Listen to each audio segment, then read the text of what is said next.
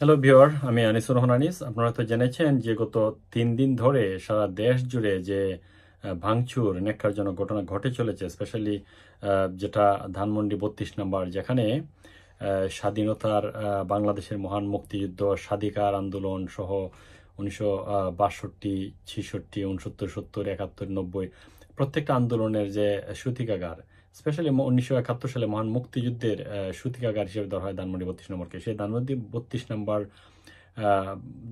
ভাঙ্গার মাধ্যমে, ডেস্ট্রয়ের মাধ্যমে, এখানে অগ্নিসংযোগের মাধ্যমে জঙ্গিবাদী গোষ্ঠী এটাই প্রমাণ করেছে যে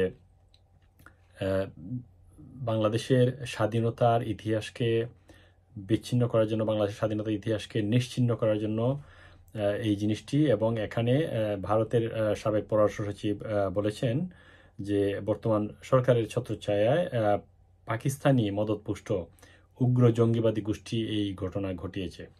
কারণ উনি বিভিন্ন আমরা গত 2 দিন ধরে যে ভাঙচুর ঘটেছে সারা দেশে, ধানমন্ডি 32 নম্বর, যেখানে মহান মুক্তিযুদ্ধের স্বাধীনতার সূতিকাগার, যেখান থেকে স্বাধীনতা যুদ্ধের ঘোষণা, স্বাধীনতা যুদ্ধের ইন্সপাইরেশন, 7ই মার্চের ভাষণ, সব কিছু। এবং ধানমন্ডি 32 নম্বর ভাঙেনি, মানুষের হৃদয় ভেঙেছে, 18 কোটি মানুষের হৃদয় ভেঙেছে। এবং এই ভাঙ্গার মাধ্যমে আপনারা দেখেছেন যে ঠিক 5 তারিখের ঘটনার পরেই পাকিস্তানি ডিফেন্সের একটি টুইটার থেকে একটি টুইট করা হয়েছিল, নেতিবাচক টুইট। আমরা আরও দেখেছি আরেকটা জিনিস, বর্তমান সরকার যারা আছেন তারা আপনারা হয়তো আপনি জানবেন যে বাংলাদেশ সংবিধানের 15 অনুচ্ছেদে রাষ্ট্রের অন্যতম মৌলিক দায়িত্ব হিসেবে নাগরিকদের নিরাপত্তা নিশ্চিত করা, এবং 15 অনুচ্ছেদে সামাজিক নিরাপত্তা, 19 অনুচ্ছেদে নাগরিকদের সকল সুযোগ সুবিধা সমতা, এই জিনিসগুলি কিন্তু সংবিধানে রয়েছে। এবং বর্তমানে যারা রাষ্ট্র পরিচালনা করছেন তারা কিন্তু ঘটনা ঘটার 2 দিন পর 7 তারিখে প্রধান উপদেষ্টার পক্ষ থেকে 7 তারিখে একটি বিবৃতি দিয়েছেন, যেটা 2 দিন পরে। এবং বিবৃতিটা হচ্ছে এমন যে শেখ হাসিনার পরিবারের সাথে সংশ্লিষ্ট সম্পত্তি এবং আওয়ামী লীগের রাজনীতিবিদদের কারো সম্পত্তিতে আর কোনো হামলা না করার আহ্বান জানিয়েছেন। মানে আর কোনো হামলা না করার, এই আর কোনো হামলা না করা। তারপর আমরা দেখেছি যে স্বরাষ্ট্র উপদেষ্টার পক্ষ থেকে একটি বিবৃতি ঠিক তেমনি, যে আর কোনো হামলা যেন করা না হয়। তার মানে আর কোনো হামলা না করা হয়, তার মানে আগের হামলাগুলি কে করেছে। আপনারা দেখেছেন যে হাসনাত আব্দুল এবং সার্জিস আলমের ফেসবুকে, ভেরিফাইড ফেসবুকে যে পোস্টগুলি তারা দিয়েছে, একটি অ্যাগ্রেসিভ এবং উগ্র এবং বর্বর মানসিকতার। এবং সেইগুলি থেকে বোঝা যায় যে সেটা আসলে টার্গেট ধানমন্ডি 32 নম্বর। এবং যারা একটা কথা বলছেন যে শেখ হাসিনা বক্তব্য দিয়েছেন সেই জন্য ভেঙেছেন, আরে ভাই, শাক দিয়ে মাছ ঢাকার কথা বললে সাধারণ মানুষ বুঝে। এবং সুতরাং এখন আমরা দেখেছি আজকে 26 জন বুদ্ধিজীবী একটি বিবৃতি দিয়েছেন, এবং লাখো মানুষ বিভিন্নভাবে বিবৃতি দিয়ে চলেছেন যে ধানমন্ডি 32 নম্বরে টাচ করা বাঙালির হৃদয়ে টাচ করেছেন, যেটার খেসারত প্রায়শ্চিত্ত যারা করেছেন, যারা জড়িত, তাদেরকে অবশ্যই পেতে হবে। আগামী প্রজন্ম তাদেরকে সেই আগামী প্রজন্ম সে তার জবাব দেবে। কিভাবে দেবে সেটা হতে পারে নির্বাচনের মাধ্যমে, হতে পারে তাদেরকে ধ্বংসের মাধ্যমে, হতে পারে বিভিন্ন ধরনের। আমরা যেটা মনে করি যে পাকিস্তানের সামরিক বাহিনীর অফিসারদের বাংলাদেশে আনাগোনা, তারপর পাকিস্তানি সামরিক বাহিনীর সাথে দহরম মহরম বর্তমান সরকারে যারা আছেন তাদের, প্লাস বর্তমান সরকারের যে সামরিক স্বরাষ্ট্র উপদেষ্টা উনি একটু আগে বলেছেন। আমরা দেখেছি একটা জিনিস, যদি বিবিসিতে আজকে যদি আমরা দেখি যে নারায়ণগঞ্জে আপনারা দেখেছেন যে গতকালকে গাজীপুরে সাবেক মন্ত্রী আকম মোজাম্মেল হক সাহেবের সহ অনেকটি বাড়িতে হামলা করা হয়েছে, এবং জনগণ সেখানে ডাকাতি করতে গিয়েছিল, এবং ডাকাতদেরকে পাবলিক গণপিটুনি দিয়েছে, সেটাও আইনের বিরোধী। ওখানে পুলিশ গিয়েছে, তারপর যারা পুলিশের যারা দায়িত্বে ছিল তাদেরকে আজকে দেখলাম সাসপেন্ড করা হয়েছে। তারপর ধানমন্ডি 32 নম্বরে যখন প্রথম হামলা করা হয় তখন দেখেছি যে কয়েক প্লাটুন পুলিশ দাঁড়ানো ছিল, পরবর্তীতে পুলিশরা চলে গেছে।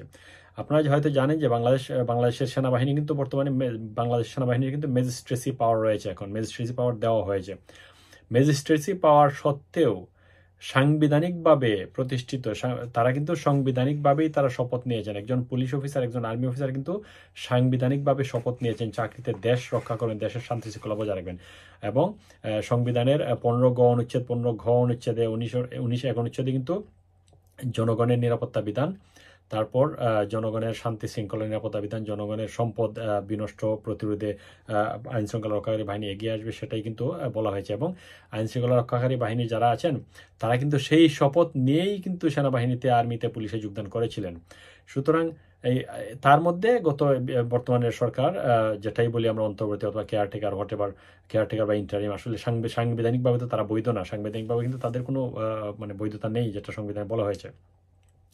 তারপরেও যেহেতু সেনাবাহিনী, পুলিশ তারা কিন্তু একটি রাষ্ট্রে আছে, যে রাষ্ট্রটা একটা সংবিধান রয়েছে, সেই সংবিধানের বিভিন্ন ধারায় কিন্তু জনগণের জানমালের নিরাপত্তা, জনগণের সম্পদের নিরাপত্তা নিশ্চিতকরণের বিধান রাখা হয়েছে। সেগুলি কিন্তু সেই দায়িত্বগুলি কিন্তু আইন শৃঙ্খলা রক্ষাকারী যারা আছেন তাদের উপরেই বর্তায়। তাদেরই দায়িত্ব যে তারা সেটা এনশিওর করবেন, নিশ্চিত করবেন। কিন্তু আমরা ধানমন্ডি 32 নম্বর ভাঙ্গার সময় দেখলাম পুলিশ দাঁড়িয়ে আছে, তারপর পুলিশ চলে গেল, আর্মিরা এসছে, আর্মিদেরকে যখন যারা ওখানে গেছে তারা যখন বিভিন্ন ধরনের স্লোগান দিচ্ছে, নেতিবাচক স্লোগান, তারা আর্মিরা চলে গেছে। আর্মিকে ম্যাজিস্ট্রেসি পাওয়ার দেওয়া হলো কেন? তারা কোথায় এক্সারসাইজ করবেন? আবার আজকে দেখলাম যে আপনারা হয়তো দেখেছেন যে গাজীপুরে বিভিন্ন, যেমন আমার বাড়ি যদি ভাঙ্গা হয় তাহলে আমার বাড়ির মানুষ যারা আছেন তারা তো প্রতিরোধ করবেই, চুরি ডাকাতি যদি হয় প্রতিরোধ করবে। আর গাজীপুরে একজন মন্ত্রীর বাড়িতে গতকাল হামলা হয়েছিল, সেখানকার সাধারণ মানুষ প্রতিবাদ করে ডাকাতদেরকে ধরেছে, কিন্তু যাদেরকে ধরা হয়েছে তাদেরকে পুলিশ অ্যারেস্ট না করে এখন যারা প্রতিবাদ করেছিলেন তাদেরকে ধরার জন্য সারা গাজীপুর জুড়ে আবার দেখলাম যে তথাকথিত সমন্বয়কদের পক্ষ থেকে ঘোষণা দিয়ে গাজীপুরে অবরোধ বা মিছিল করেছে তারা। গাজীপুরবাসীও দেখলাম, গাজীপুরবাসী সাধারণ মানুষরা যারা তাদের শান্তি শৃঙ্খলা বজায় রাখতে চান এলাকায় এবং এইসব মব জাস্টিস সহ বিভিন্ন বেআইনি জিনিসগুলির প্রতিবাদ করছেন, তারা মিছিল মিটিং করে চলেছেন। আজকে দেখলাম একটা জিনিস যে আরেকটা জিনিস, আমরা যদি আরেকটু জিনিস করি, আপনারা যদি দেখেন যে রাত্রে 2:30টার দিকে, 5 তারিখ রাত্রে 2:30টার দিকে মাহফুজ আলম একটি স্টেটমেন্ট দিয়েছিলেন ফেসবুকে, যেটা আমাদের কাছে আছে শিরোনামে, একটি ফেসবুকে একটি পোস্ট দিয়েছিলেন যে গড়ার তাকত আছে আমাদের। তারপর লম্বা পোস্টের একটি অংশে তিনি লিখেছেন, ভাঙ্গার পরে গড়ার সুযোগ এসেছে, কিন্তু অনন্ত ভাঙ্গা প্রকল্প আমাদের জন্য ভালো ভবিষ্যতের ইঙ্গিত বহনা। গড়ার প্রকল্পগুলো খুব দ্রুতই শুরু এবং বাস্তবায়ন হবে, আপনারা গড়ার কাজে সক্রিয় হন। তারপর বুধবার রাত 6:30টার দিকে হাসনাত আবদুল্লাহ নিজের ফেসবুকে লিখেছেন, আজ রাতে বাংলাদেশ ফেসিবাদের তীর্থভূমি মুক্ত হবে। পরে রাত 9:45টার দিকে তিনি লেখেন, ঐক্যবদ্ধ বাংলাদেশ। রাত 11টার দিকে এক পোস্টে নাগরিক কমিটির সার্জিস আলম লেখেন, আবু জাহেলের বাড়ি এখন পাবলিক টয়লেট। এই জিনিসগুলি কি মিন করে? মানুষ কিন্তু বুঝে, বাংলাদেশের কোনো মানুষই অশিক্ষিত না। বাংলাদেশের যে গ্রামের যে অশিক্ষিত কৃষক, ওনারও কিন্তু লেখাপড়া আছে, শিক্ষা আছে, আদারওয়াইজ উনি কোন জমিতে কতটুকু সার প্রয়োগ করতে হবে সেই জিনিসটা উনি জানতেন না। আর যদি না জানতেন তাহলে কিন্তু বাংলাদেশে সেই শস্য উৎপাদন হতো না। সুতরাং আমরা যতই ঢাকা ভার্সিটির স্টুডেন্ট আপনি বলেন, ঢাকা ভার্সিটি আজকে আপনি শ্মশানঘাট বানিয়ে ফেলেছে, আপনারা শ্মশানঘাট বানিয়ে ফেলেছে। ঢাকা বিশ্ববিদ্যালয়ে প্রাচ্যের অক্সফোর্ড, আমরা মানে আমাদের ছেলেমেয়েরা যারা ঢাকা বিশ্ববিদ্যালয়ে লেখাপড়া করে আমরা প্রাউড ফিল করি। তারপর শাহজালাল ভার্সিটি, বিভিন্ন ভার্সিটি, শাহজালাল ভার্সিটিতে দেখলাম আজকে মিছিল। তার মানে সারা দেশে রাজশাহী ভার্সিটি, বিভিন্ন ইউনিভার্সিটিতে নাম ফলক জ্বালানো, তারপর ভাঙচুর করা, তারপর শিক্ষা প্রতিষ্ঠানের অবস্থা একবার 12টা। আজকে ফেব্রুয়ারি মাস চলছে, সারা বাংলাদেশে কোনো প্রাথমিক বিদ্যালয়ে বই পাওয়া, ছাত্রছাত্রীরা বই পাচ্ছে না। ঠিক আছে, এখন আপনারা যদি মিছিল মিটিং করেন, আন্দোলনের ভাঙচুর করেন, তাহলে লেখাপড়ার দরকারটা কি? আপনি যদি মনে করেন যে আপনি ঢাকা বিশ্ববিদ্যালয়ে পড়েছেন, লেখাপড়া করেছেন এবং গ্রামের কৃষকটা অশিক্ষিত না, সেটা ভাববেন না। সোশ্যাল মিডিয়ার থ্রুতে বদৌলতে কিন্তু গ্রাম অঞ্চলের মানুষ, সাধারণ মানুষগুলি, তারাও কিন্তু আপনারা কি করছেন সেগুলি দেখছে। এবং ধানমন্ডি 32 নম্বর যে ভাঙচুর করেছেন, যারাই ভেঙেছে, আমরা মনে করি যে ভারতীয় সাবেক স্বরাষ্ট্র সচিবের তথ্য মতে আমরা যদি এইসব জিনিসগুলি ডিসকাশন করি, তাহলে দেখা যায় যে পাকিস্তানি উগ্র জঙ্গিবাদী মদতপুষ্ট জঙ্গিরা, এবং আমরা দেখেছি ওখানে তারা ভাঙ্গার পরে তারা সিন্নি খেয়েছেন, ইট নিলে ফেরেস্তা বেহেশত বিনা হুকুমে বেহেশত বিনা, এসব তারা বলি আউড়িয়েছেন। আমরা জানবো যে আরও মৌলানা সাহেবেরা হুজুররা বাংলাদেশে আছেন, তারা জানবেন যে একজন হুজুর যদি ওনার ঘরটা যদি ভাঙ্গা হয় ওনার কেমন লাগবে। আমার ঘর যদি ভাঙ্গা হয়, আমি আমার শরীরের সমস্ত শেষ রক্তবিন্দু দিয়ে হলে আমি প্রতিরোধ করে তুলব। সুতরাং 32 নম্বর ভেঙেছেন, 18 কোটি মানুষের, 1971 সালে 7.5 কোটি মানুষের হৃদয়ের ঠিকানা ভেঙেছেন। সেটা কিন্তু মানে সাধারণ সেটা মানুষ হয়তো আজকে আপনার শরীরে রক্ত আছে, গরম আছে, আপনি আপনি দেখাচ্ছেন, সেই রক্ত আপনার রক্ত কিন্তু বার্ধক্যে প্রৌঢ়ে যাবে, সে পর্যন্ত যাবে কিনা সেটাও কিন্তু সন্দেহ আছে। আপনারা যে আজকে দেখলাম বিবিসিতে একটি ব্রেকিং নিউজ দিয়েছে, হাসনাত এবং সার্জিস তারা গাজীপুরে গিয়ে কানাকানি করছেন যে কাকে কাকে ফেলে দেবেন। দিস ইজ এটা আইএমএ জাহিলিয়া নয় ভাই। মানে তোমরা দুজনেই তো আমাদের ছেলের সমান বয়সী হবে, বা তোমাদের অনেক জ্ঞান আছে, বুদ্ধি আছে, মানে রেভলিউশন করার মতো, কিন্তু রেভলিউশন করে এন্ড অফ দ্য টাইম তোমরা কি করতে পেরেছো? তোমরা শত শত লাশ, আমরা যদি বলি 3200 পুলিশ মরেছে, 3200 পুলিশকে মারা হয়েছে, কিন্তু সেই মামলার আসামি কারা হবে সেটা হয়তো সময় বলবে। আমরা ধানমন্ডি 32 নম্বর ভেঙেছেন, সুধাসদন ভেঙেছেন, তারপর আরও বিভিন্ন বাড়িঘর ভাঙছেন, সেগুলি কিন্তু অতিরঞ্জিত হচ্ছে। এবং সাথে সাথে সরকারে যারা আছেন আপনারাও কিন্তু শুনে রাখেন, কারণ আপনারা কিন্তু সেটা মদত দিচ্ছেন ডাইরেক্টলি অর ইনডাইরেক্টলি। কারণ প্রধান উপদেষ্টা উনি শান্তিতে নোবেল পেয়েছিলেন, কিন্তু শান্তিতে নোবেল পেয়ে সেম আরেকজন শান্তিতে পেয়েছিলেন বার্মার আনসাং সুচি, যিনি 12টা বাজিয়েছেন মায়ানমারকে 12টা বাজিয়েছেন। এখন এখানে এসছেন শান্তিতে আরেক নোবেল বিজয়ী, উনি বাংলাদেশকে 12টা বাজাতে অলরেডি 12টা বাজিয়ে ফেলেছেন।